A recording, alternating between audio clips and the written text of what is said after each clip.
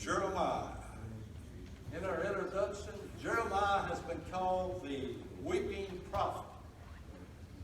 He weeps because God weeps. And God weeps because the Israelites have forsaken him. Like every good parent, God disciplines his children, but at the same time, he suffers and grieves over the fractured relationship. Jeremiah's life and preaching embodies God's grief.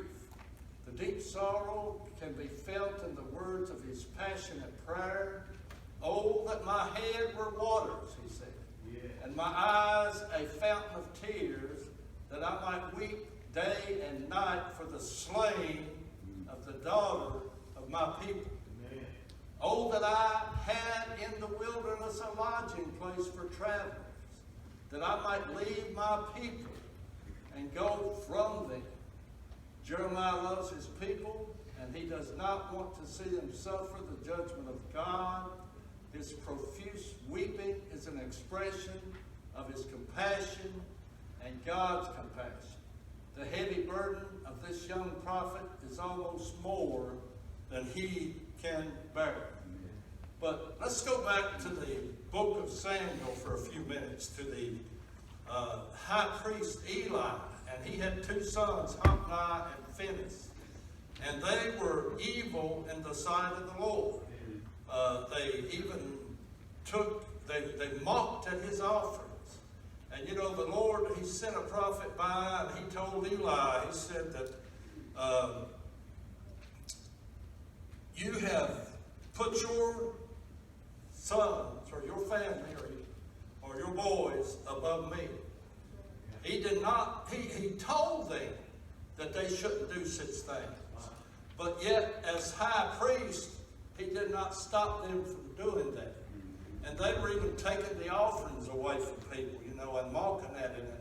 And the prophet said, you know, God picked Aaron, and he sets you aside to partake in his offerings and to serve in this place. But yet, he said, I'll be honored in those that honor me, and I will, those that do not honor me will be lightly esteemed. So, and they also pronounced the judgment on him.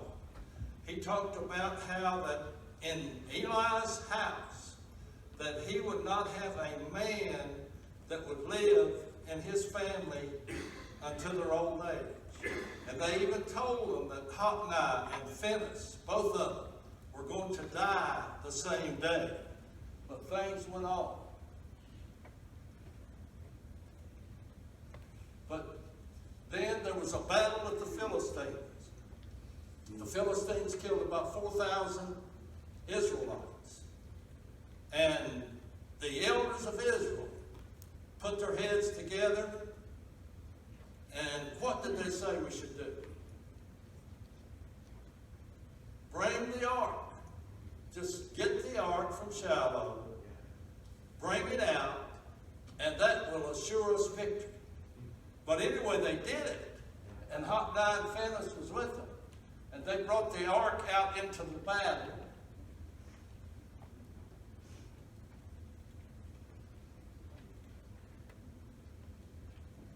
I'm having trouble moving, Matthew. What's the story? Is it me?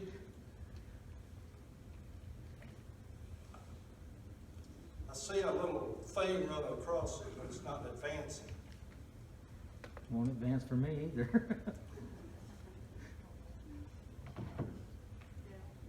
Probably just reset it and start again. There it goes. Okay, very good. Anyway, they took the ark out into the battle. This time there was 30,000 Israelites killed. Hophni and Phinehas was killed. And the ark was taken. And okay. And the Philistines took the ark into the house of their gods, the house of Dagon.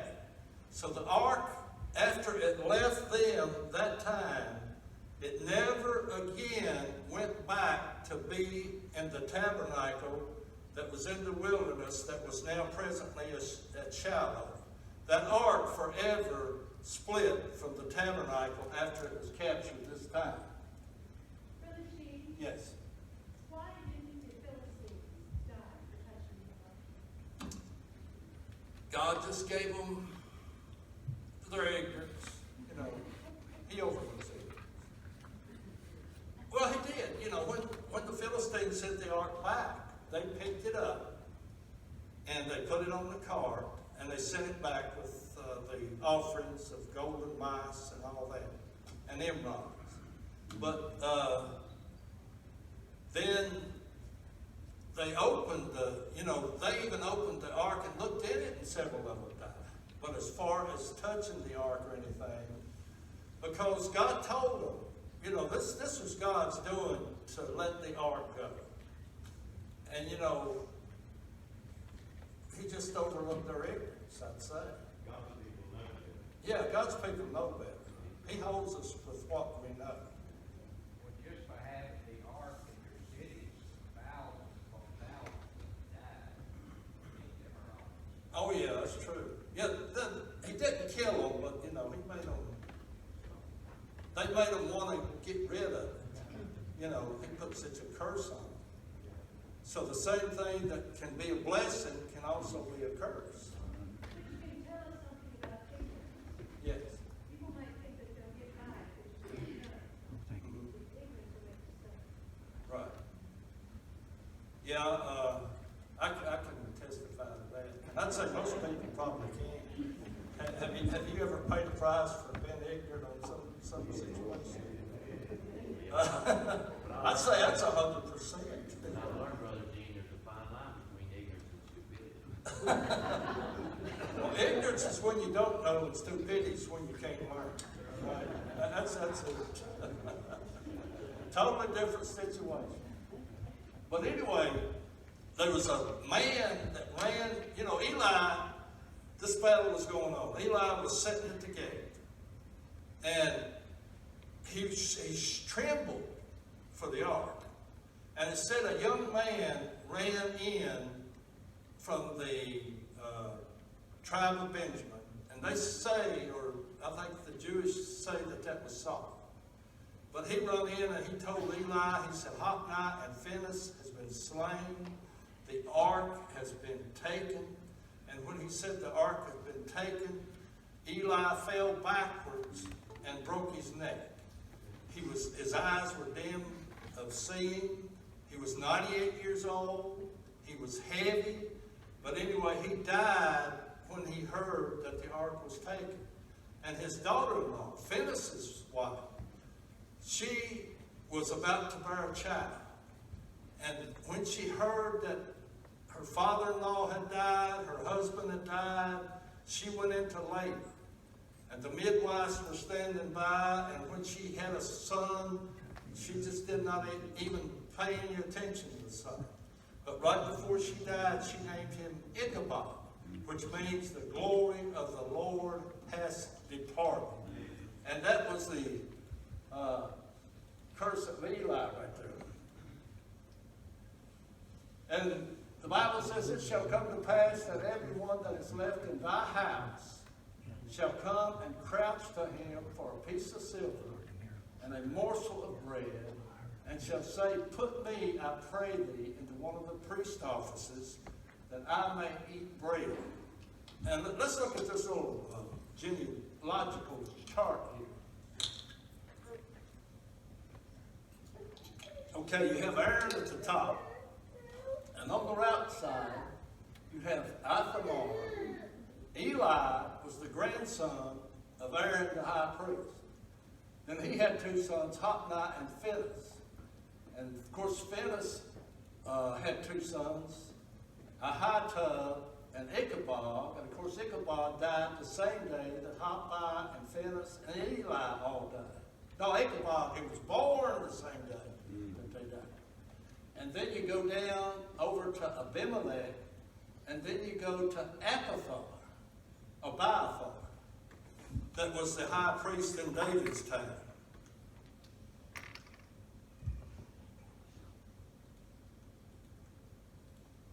Matthew. Yeah. Okay, I got it. Okay. David's time, after Absalom was slain, David was old in years, and he was about to die, and his second son, that was the little brother of Absalom, and his name was Adonijah. And he thought he was going to be the king. And, he went out and campaigned for him. He got him some chariots and horses and had 50 men to run before him. All the sons of David were with him. Joab was with him. Abiathar, the high priest, was with him. And they all met and they crowned him king. But then on the other side, but he did not ask Nathan or Solomon or Zadok, the other high priest, to come down to a place. And okay, let's look at this again here. Abiathar, the other side was, you had Eleazar, Phinehas, Ahitub, and Zadok. But anyway, Zadok, Abiathar was going to be replaced with Zadok as high priest. Okay, I see where I'm messing up. Let's start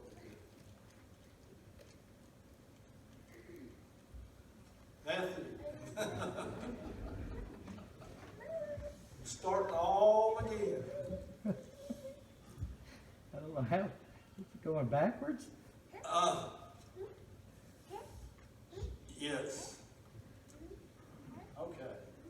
Let's try it again. Hold on. I would say that was my fault because I turned the thing around and I was pushing the other side. But since I never do anything wrong, I won't admit to that. So, but maybe it'll work if you bring it back up. Paul never did have these problems. But anyway, Bathsheba came into David, and Nathan had talked to her, and they had colluded together.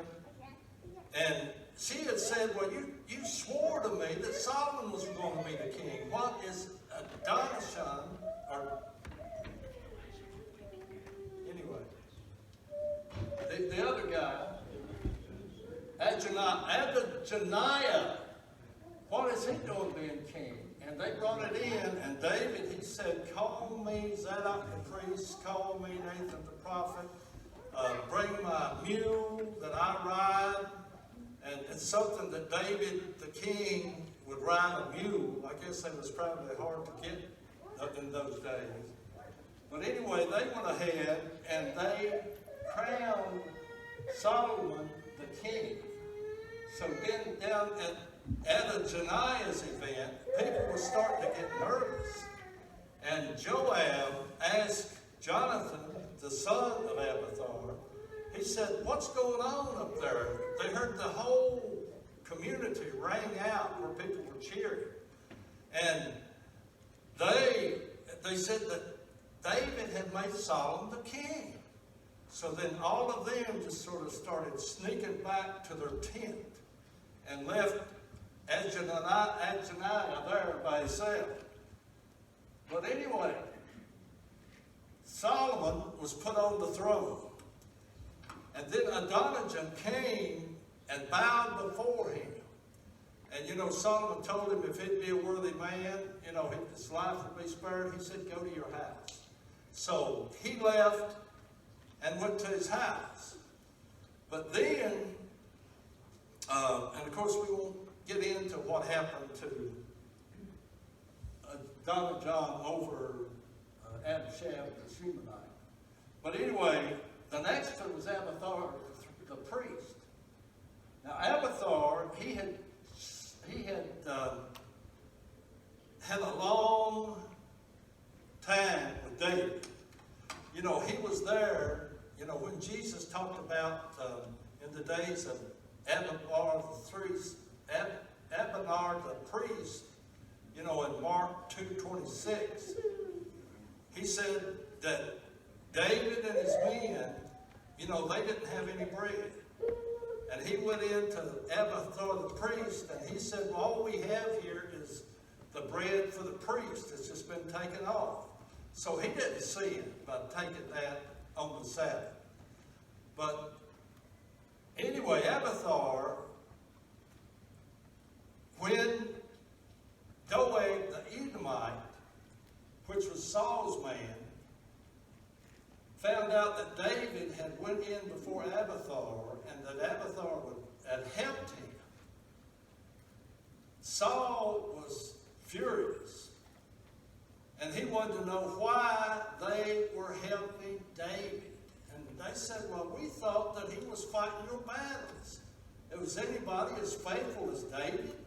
And they didn't know that. But anyway, Saul went to Nob, and he slew 85 priests. And the only ones that escaped was Abiathar. And then he went and hooked up with David.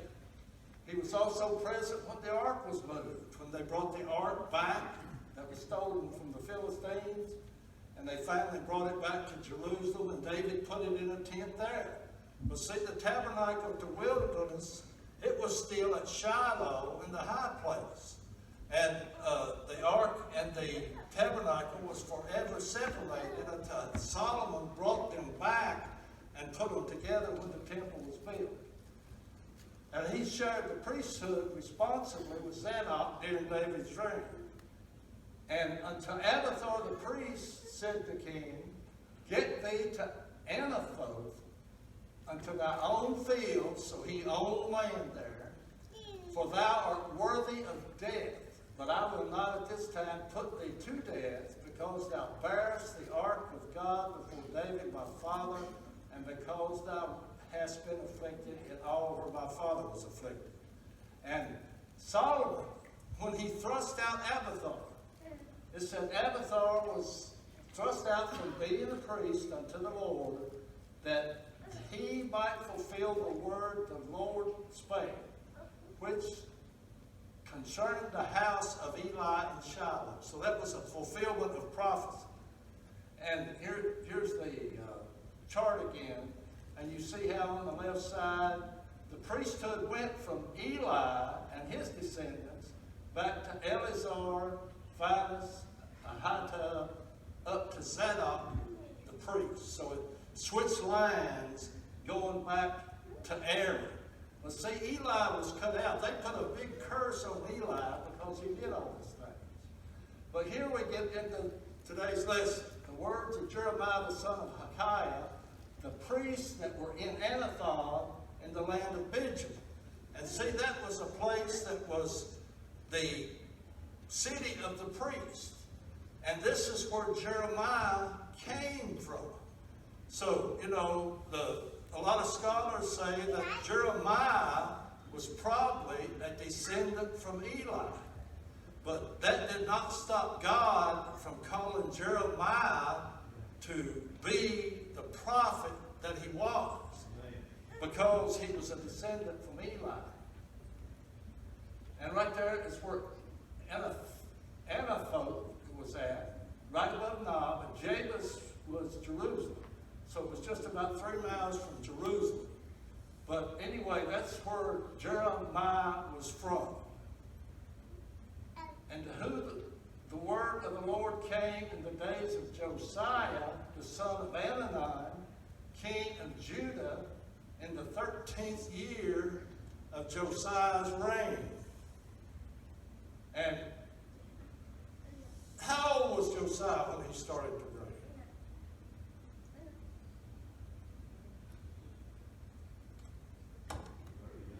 Yeah, he was 8. He was 8 years old. And see, his father was Ammon. He was a wicked king. He died. His father was Manasseh. He was a wicked king. He died. And then his father was Hezekiah. So, when Hezekiah, when God spared his life for 15 extra years, Manasseh was born during that time that Hezekiah's life was extended. And he turned out to be the most wicked king of them all. He was worse than any of them. And then he was the father of Ammon, and then he was the father of Josiah. So Josiah had it on both ends. He had wicked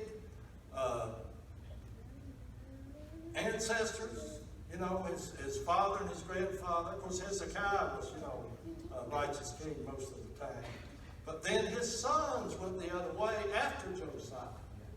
But now he was 8 years old when he began to reign.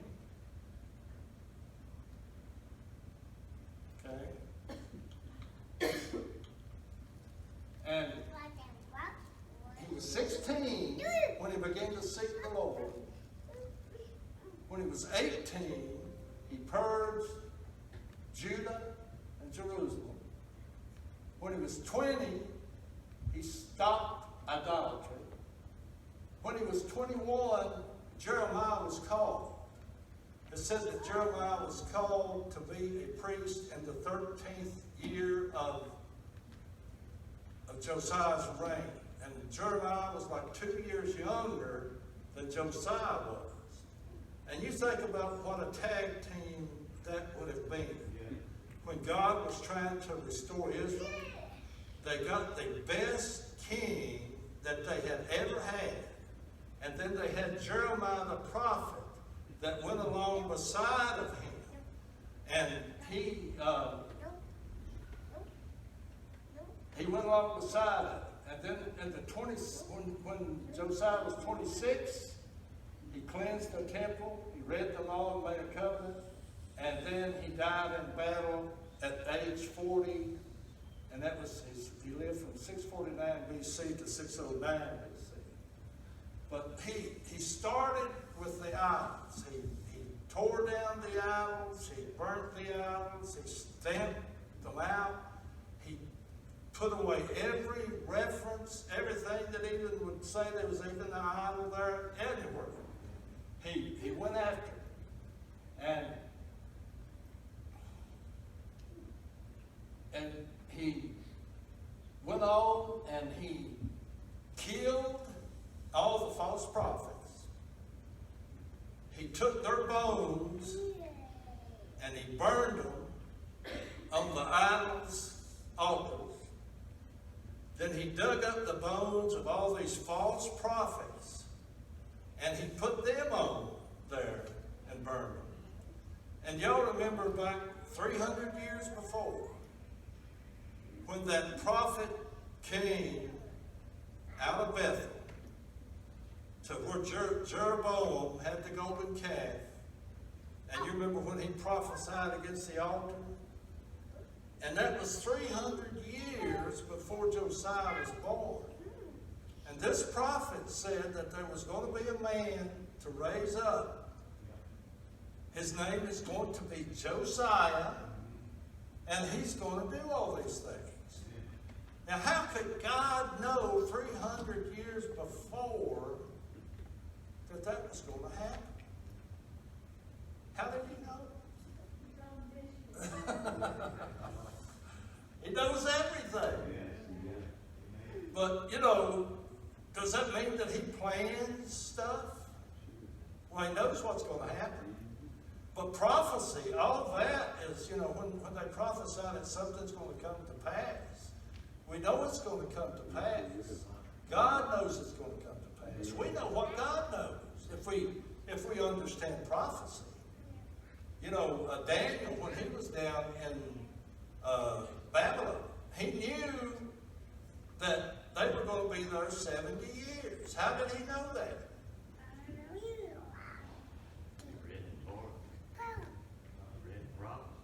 Whose prophecy did he read? Jeremiah. Right. Jeremiah said you're going to be down there 70 years. Daniel read that.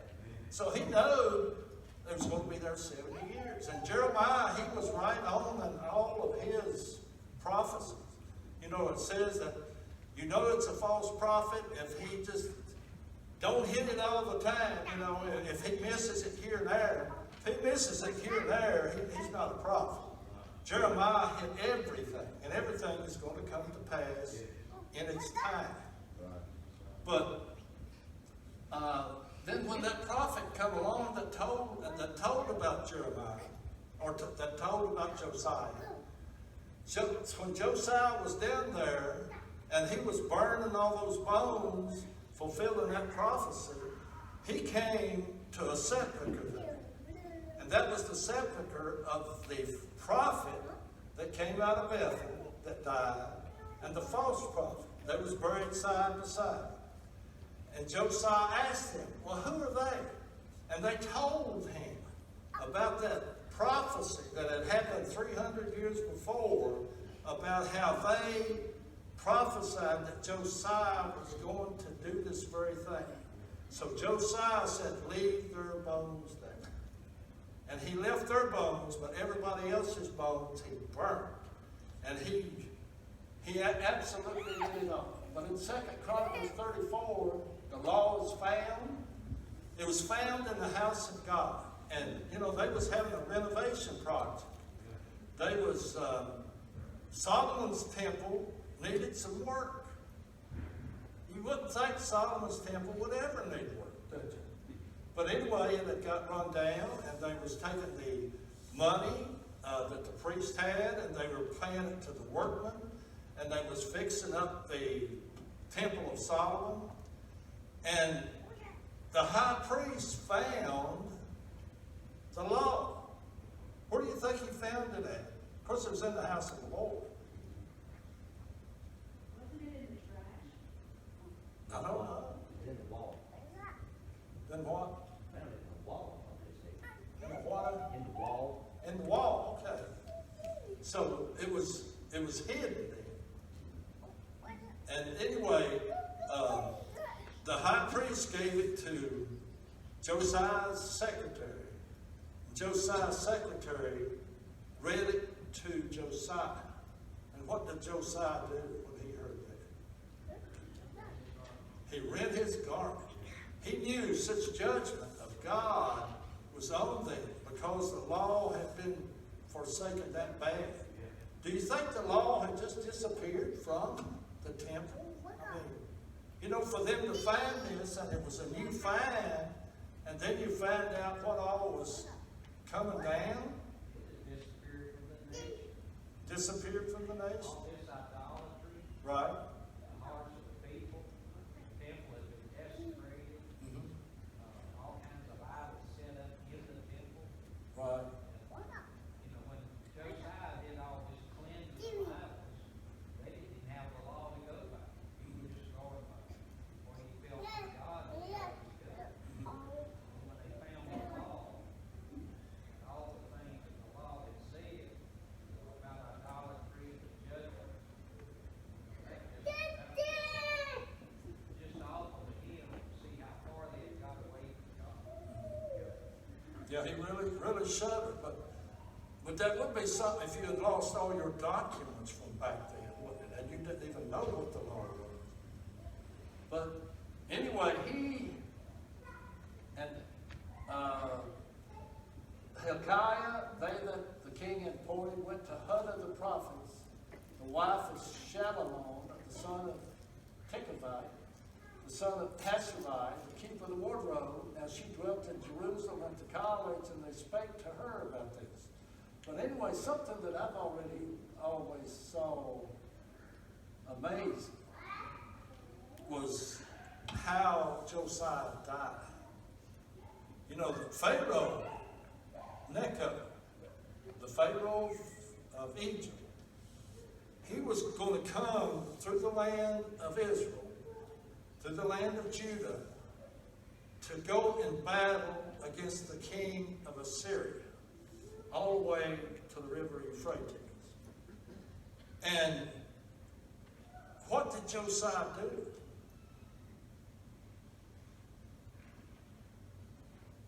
He told him. He went out against him. He opposed Pharaoh Necho. Said, you're not coming through my land. And the Pharaoh says, I don't have anything to do with you. He says, God has told me to go against the king of Assyria. And here Josiah, he heard Pharaoh say, God has told me. Don't you think that would have been a little hard to believe? But anyway, he went out against him, and he even changed his garments, went into battle, and he was shot with an arrow from one of the archers.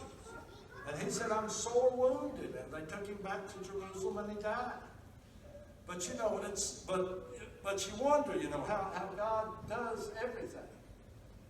And I found this, I believe it was in 2 Kings, where Huldah said, you know, she praised him when they brought that law there to be. And she prophesied to Josiah that, you know, God was, because he was of tender heart and because of the way he was doing everything, you know, how good that was. But then this was in there. And he said, behold, I will gather thee to thy fathers, and thou shalt be gathered to the grave in peace. Neither shall thy eyes see all the evil that I will bring upon this place and upon the inhabitants of the same. So they brought the king word again. So, you know, he was told that by the prophetess that he was going to die and he was going to miss all this stuff. So that's probably where it happened, what do you think? I mean, that's where he died. He was going to go down to the grave. And it came also in the days of Jehoiakim, the son of Josiah, king of Judah, until the end of the 11th year of Zedekiah, the son of Josiah, king of Judah, until the carrying away of Jerusalem captive in the 5th month. And when it said it came, I think that's the word of the Lord. And then the word of the Lord came unto Jeremiah, and he said, before I formed thee in the belly, I knew thee. And before thou camest forth out of the womb, I sanctified thee. And I ordained thee a prophet unto the nations. So when does life begin? Before conception. Evidently. Well, do you think God knows every person who's ever been born before they are conceived? I mean, that's something. You know, the pro-abortionists say, well, you know, when are they a violent? You know, when are they a human being? You know, if you leave them alone, they'll be a human being. But anyway, how God knew Jeremiah before he was even born, and he called him. He put his mark on him, decided what he was going to do. And he sanctified him, set him apart, and he gave him everything he needed. Praise the Lord. Anybody got anything else? Well, what always got me there, Gene, also was the fact that he was not only just a prophet for Jerusalem or for Judah.